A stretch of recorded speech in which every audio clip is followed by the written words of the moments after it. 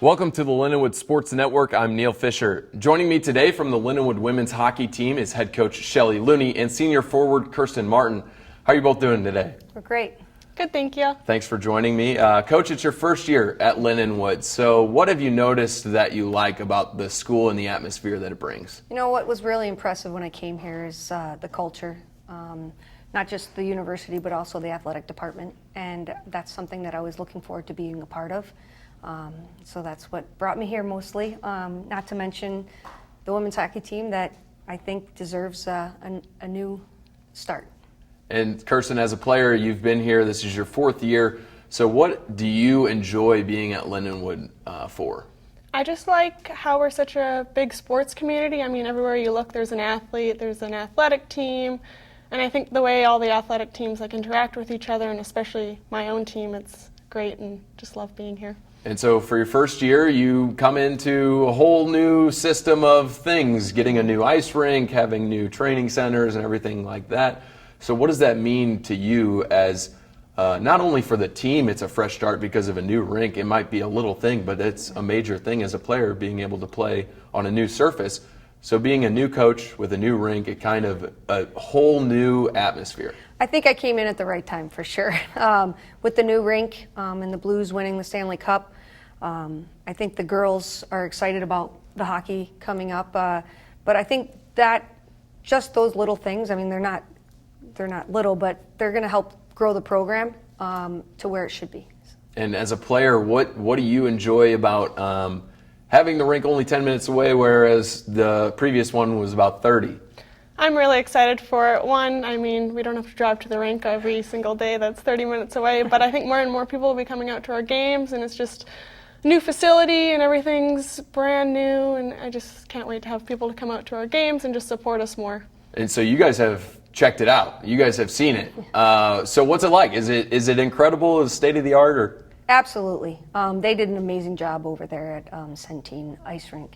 Not just in our space, but the whole building. You know, it's going to have an outdoor facility as well, which is going to be exciting to get on the ice outside. But also our area, the locker room, it's something that I think these girls deserve. They haven't seen it yet, so we're going to hopefully reveal it to them over the weekends. And so did you have any planning in the construction of the locker room, or is that solely with the constructors? Since I've been here just 2 months, it was already set in place. But we have some ideas to make it a little more special. Our coaching staff has been in there, and we have some ideas to, you know, make it shine here and there. But it's just gorgeous as it is right now. So. Ping pong table or something? Get the atmosphere going. Exactly. Some music, some speakers in the corners. You know, like Xbox, they'll be playing in the loud. You know, so. Great. So as a player, the locker room atmosphere is something that builds a team, not only from just being friends with players, but being around them more and more grows you closer as a team. Do you feel like that's going to help you guys this year? Yeah, for sure. I think we already have a close-knit team as it is, and we're all very friendly to one another, and I think just being able to be in a new locker room together and just enjoy everything that we have and enjoy this new year is going to be awesome. And so, Coach, you come into Lindenwood after being with USA Hockey as a player and a coach. What has your experience been like with USA Hockey? I mean, they've paved my way to get here. I mean, I was very fortunate to play on the national team for 14 years and played in 2 Olympics. So that's why I got into coaching, because I know how much it gave me, this wonderful sport of ice hockey, and I want to give back. So I've coached from all aspects, but here at Lindenwood, I'm excited to take this group to the next level. And so taking them to the next level, they haven't had the best seasons in the past. You're kind of flipping the program over. So what do you have to do as a coach to get on the same page as the players to be able to move this program in the right direction? Well, I think first of all, you have to get them to buy into you. You know, they have to really believe in what you're selling to them. And once they do that, then the team will come together. I think the best thing for me is with the fresh start, they're open to it. And I want to bring into a new culture, not just winning, but positive and enjoying the journey. So. And so, Kirsten, as a player, what has the culture that Coach has brought in feel like? Is it an uplifting feeling of, yes, we finally have this set in stone that she wants to be here for the long haul, and so do we? Yeah, I definitely think it's very uplifting on our team. We're very comfortable around Coach Shelley, and I think just the history and just her personality that she has towards us is kind of, we don't grip our sticks too hard on the ice, and we're comfortable making mistakes, and we're ready to move forward as a team and maybe do something we haven't done before. So does she give you an opportunity to speak your mind about what you guys think or what you guys have done in the past that has worked, and not only bring that into her game, but have that for you guys as well? So I definitely think if the situation arose, we'd definitely be able to talk to her and just kind of feed off each other of different ideas. But for now, I think the whole team's just open to seeing what Coach has to say and kind of trying new things, just changing things up and kind of getting a new perspective. So we're just following and listening and learning and hoping for the best going into our first game. I mean, I told them I have an open door policy. You know, I want them to feel comfortable to come talk to me, one-on-one, as groups, and I'll listen. You know, ultimately the coach has to make a decision, but you know, they're not young kids, and I want them, they're young adults, and they're learning and growing, and I want to help that process, so it's not just on the ice, but it's off the ice too. And so what kind of system are you going to bring in to Lindenwood to improve the standings in the team? Well, I think, first of all, the culture will help us improve our team. You know, a positive culture that works hard, I think, can bring just wins in that, but you know, I'm still learning them and what's our strengths and weaknesses, and I'll take that with our coaching staff, and we'll build off of that on what's going to be a great game plan for the games coming up. And you bring back a great core group of players that want to be here. They've shown that by coming back to Lindenwood with a new coach. So what does that mean to you to have these returners come back and believe not only in the school, the program, but in you as a coach? You know, it speaks loudly from their personality and their commitment, because, you know, you don't know what's going to come in, so some people leave. But these girls, they loved Lindenwood, and they love each other, you know, as a team. And that's exciting for me, because that means we're starting off strong, and then we're just going to grow from there. But, you know, I want them to feel comfortable. We're going to work hard. But we're going to have fun doing it. So. And so as a player, what have you seen since Coach has been here that you have really just loved, and loved from a hockey standpoint, from a person standpoint, and just as a person, basically? So I think we've just done more things as a team. I mean, we're working on volunteering and doing things together to raise more money, and just our practices, everything is kind of more lighthearted and more easygoing, but still like with a serious tone under it. And I definitely think our team's kind of developing more of a culture and just kind of supporting one another. So we're going to have a strong start. And Coach, how difficult is it for you to come into Lindenwood only a couple months before the season really gets going? Yeah, I mean, it's been busy. We're behind the 8 ball a little bit, but at the same time, I think the energy of being here and the excitement and, you know, the support around the campus has been wonderful. So I want next week to get here and get on the ice and show what we have as a team. Bring on Wisconsin and surprise them. That would be wonderful. So. Yeah, the Badgers. That's who you guys play first. Sure. Friday the 27th. Absolutely. At the new ice rink. There's going to be a lot of adrenaline running around that place, not only as a player, as a coach, but a fan as well, because the number one team is coming to your home rink for the season opener. What does that mean to you to have that schedule set against the number one team in the nation? You know, it's great. I think that just helps us build, you know, character within ourselves. It will, you know, it could make or break you, but I think with our team culture that we have right now, it'll just make us stronger. I think the energy of the new building, with all the fans that could come right down the street, we'll build them up, and hopefully we can surprise them. And Kirsten, it's not your first time that you've played one of the top teams in the nation. So what's it like going up against those opponents that you know are ranked nationally? So definitely Wisconsin's a top team, but we've played them 4 years in a row now, and I think going into the game, it really sets the bar. Like, you really want to show up and play and kind of show them what our team can do and what we all are made of. So just being able to play against them and just open up and see whether we're at where we need to be or whether we're need to work to get there kind of thing. And that's a thing too, is learning from the first couple weeks, and you have a great atmosphere to do it the first night against the best team. So what does it mean to be able to learn from your mistakes early against the best team to hopefully see them down the road in the spring? That would be great. But I think that they're going to bring a lot to us, and it'll push us, and that way we can analyze it afterwards and work to a positive change in the future. So. And Kirsten, as a player, your season is kind of separated into two different categories. You have the fall and the spring. What does it mean to be able to have the fall schedule and then go into the spring kind of against just the conference opponents and really take what you learned in the fall and bring it to the spring? Yeah, I think our games in our fall are definitely important, just as important as our games in our spring, but kind of we can just learn how to play together as a team, get our feet wet, figure out what works, doesn't work, so when we play our conference we can really show who we are and kind of what we can do and really go into our conference with some strong skills and hopefully do really well this year.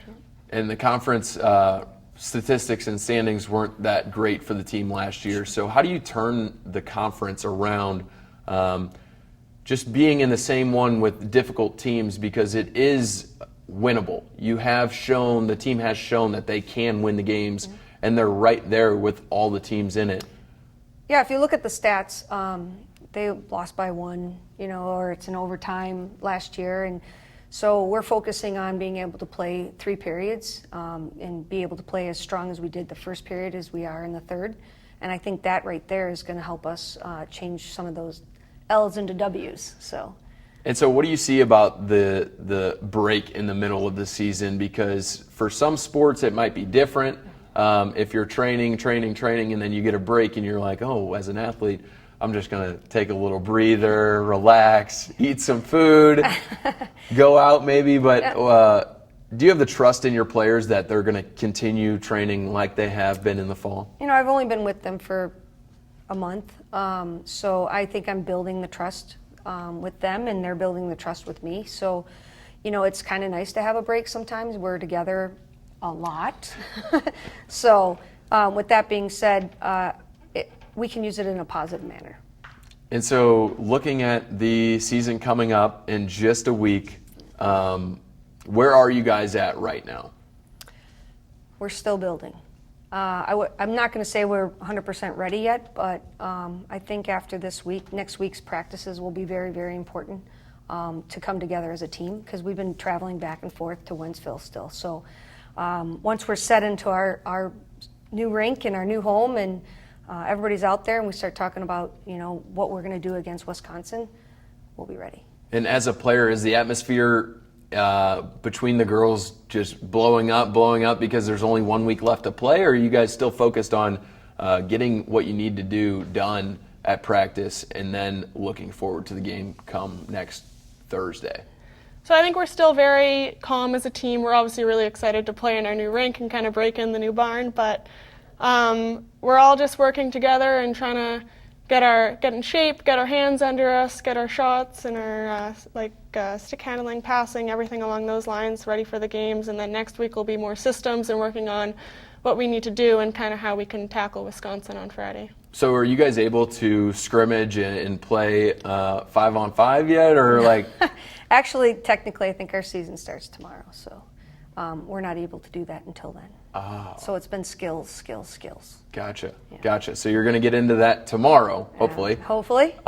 So as a coach, what do you take away from those 5-on-5 sessions or whatever, and just learn little more details about players and what they can do? I think it's their watching each player and figuring out their style, so I can fit it into our systems. So that will be helpful, and it's just the little things, if you're going to stop and start, or you're going to make a big circle, So those are the things that we'll be looking, and we'll be videoing and watching tape and getting prepared for next Friday. And from a different perspective, recruiting. What does it do for your recruiting, because you're a new coach, so you're going to have not your group yet, but in the coming years, what do you like about the program so far that you can build up? Well, I think building is easy when you have a brand new facility to walk into and show the players what you can provide them, but also the campus, the education that you can get here. The whole package is right here. I think we're a hidden gem that we want to get out and show everybody. Thank you. Thank you, Kirsten. Thank you, Coach, for joining me. Coming up when we come back, head coach Jed Stugart of the football team will bring us an analysis of what's to come for Lindenwood's season.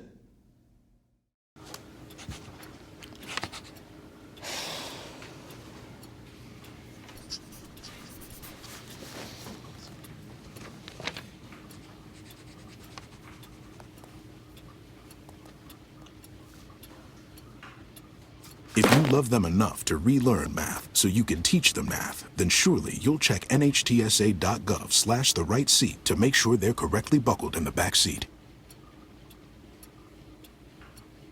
Because of you, I felt hopeless. I know it was a joke, but it still hurt me. Because of you, I felt wanted and not alone in this world. Because you said hi to me on the first day of school, I felt included and I knew that I was going to be okay.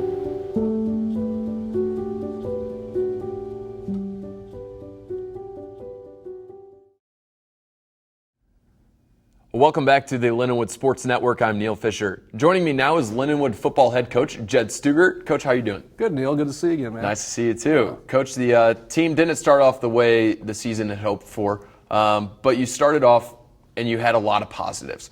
So touch on the positives first that you've seen in your team after the first couple weeks. Well, resiliency, I think, that's one of the things that, our first two opponents, we kind of wanted to see where we were at. I mean, we played an FCS Division I opponent to start the season at Eastern, and then put another ranked opponent on our team on our schedule.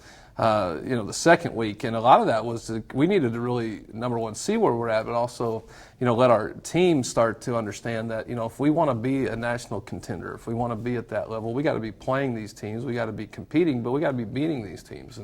And we know Eastern's a lot to bite off. I mean, they're a top 4-5 program, played the national championship last year, so we knew what we were getting into there. And again, Midwestern's been a playoff team historically, and always a 8, 9, 10 win season for them. So I like our resiliency and our fight, and one of the pillars in our program is just the little things. That little things win and lose football games. And that's the other thing we discovered, is that the importance of how little things can beat you. They can win games, but they can always beat you. And that was the case of Saturday night. Little things cost us that game. And I feel a little bit more like we beat ourselves than the team beat us. Yeah, and Saturday night you guys were there until down to the last play of the drive for you guys, and of course the fumble. But you guys were right there the entire game, and you could have beaten them, and you could have beaten them by a wide margin, in my opinion, because they were good, but you guys did everything you could with the little mistakes. And you were right there against them. Yeah, one of our biggest problems that we've addressed this week is we kind of saw that at Eastern is just starting fast. I thought part of that was just the stage we were on out there in that environment, and we're playing a D1 team, and you kind of go, okay, they started off faster than we did. What was disappointing is how we didn't start fast Saturday. It's hard when you're digging out of a 14-point lead. We spotted them 14 points right off the bat. And now instead of, your game plan is catch up now. And, and so that's where really it hurt, especially when it was just the littlest of things that caused that. Just a missed tackle here, a couple missed assignments on offense where we got to punt the ball away. And then, it's like, geez, we could have flipped the script a little bit here if we just would have done those things. So I think, again, I don't like to learn lessons through defeat, but I think that loss caused us as a coaching staff to go back in and look at the little details.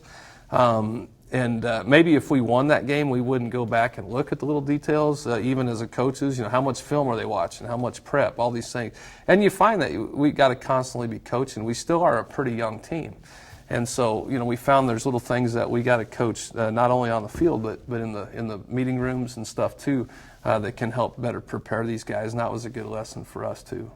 And now you guys start GLVC play, and you look at it, and after these first two games, you've put up close to 30 points in each of them. You put up 30 against Eastern Washington. So to look at the GLVC opponents compared to the opponents that you've just played, it's very different. And to be preseason ranked 2 might have been a good showing, or not even that good, because you guys could totally take advantage of the GLVC and win it all.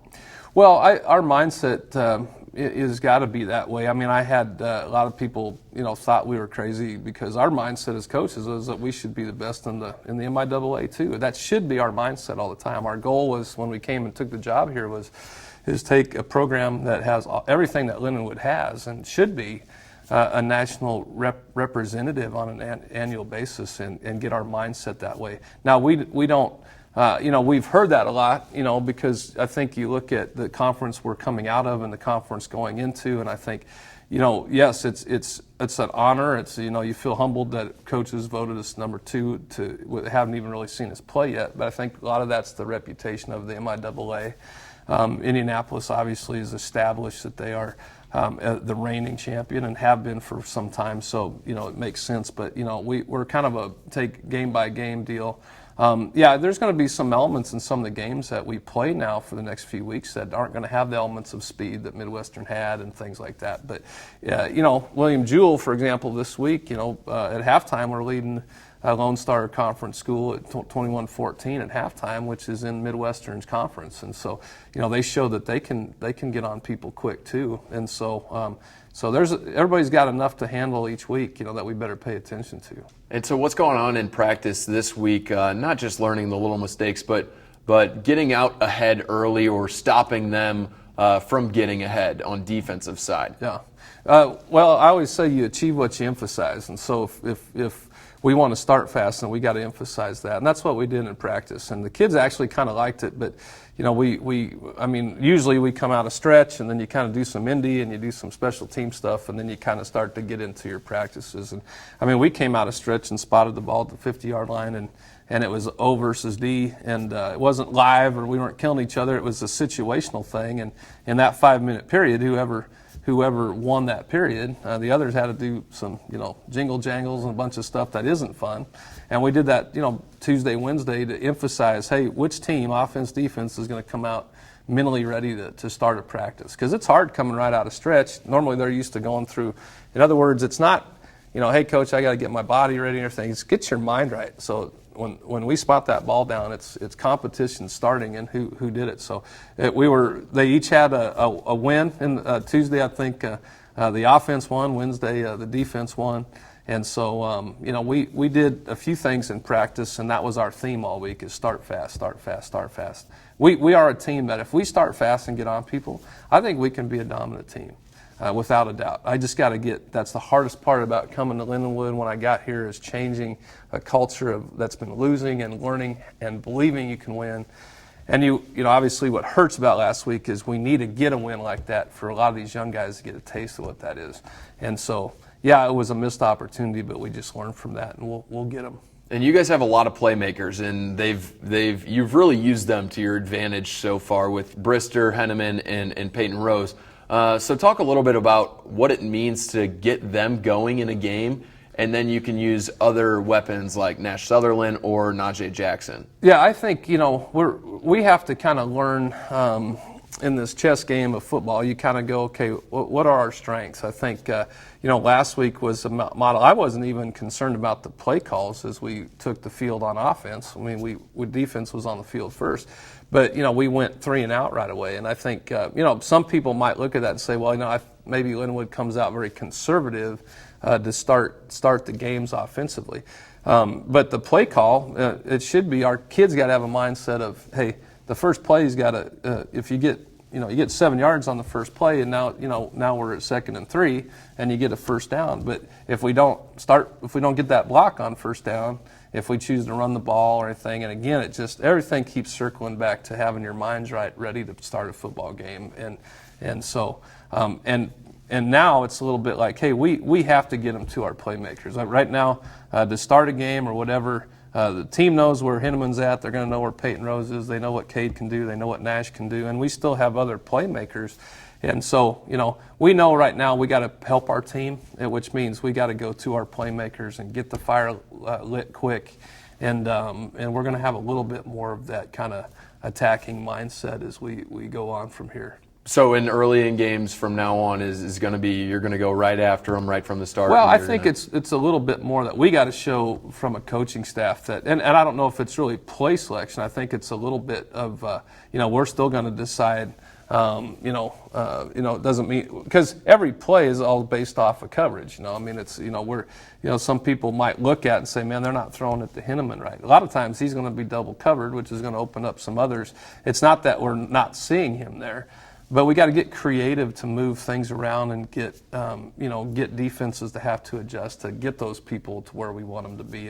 And so I think a lot of it just is in our practice is just showing that we're going to be more aggressive, more attacking offensively, defensively, and kind of help these guys get their fire started if they're not going to do it right off the bat. But I think they will. I think we've emphasized that enough. So a quick answer, just a breakdown of the GLVC. What do you think is going to happen at the very end? No, it's hard to say. I mean, I know I would love to say, but I've just seen too much. I mean, I've seen a McKendree, beat Azusa Pacific. Azusa very bad, 51-17 last week. Azusa's been a playoff team.